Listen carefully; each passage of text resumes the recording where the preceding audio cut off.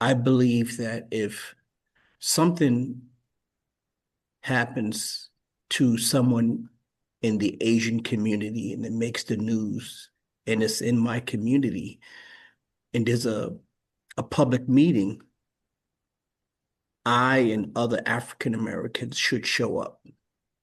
It should not be a room of Asian Americans defending Asian Americans.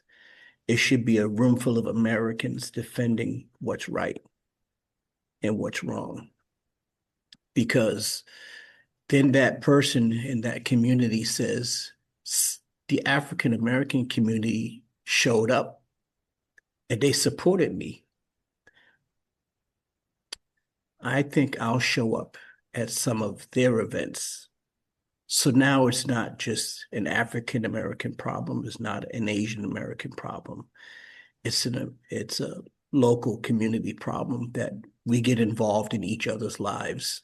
We get to know each other one on one because there's no substitute for having that relationship.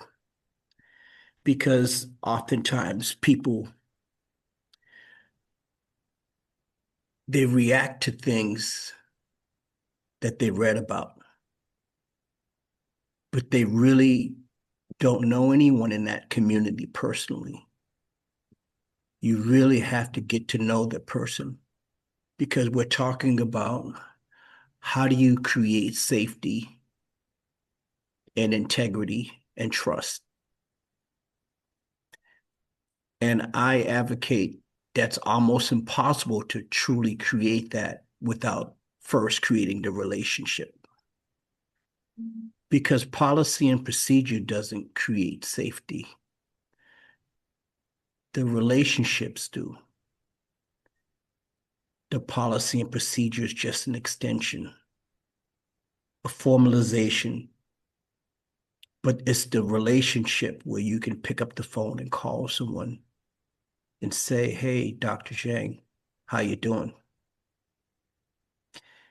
Hey, Jack, what's going on?" Or as my father would say, what's the real story? You hear it from the source. Now you can be a part of the solution. And I think that one of the keys to bringing America together is to get to know other people, because then their problems become your problems.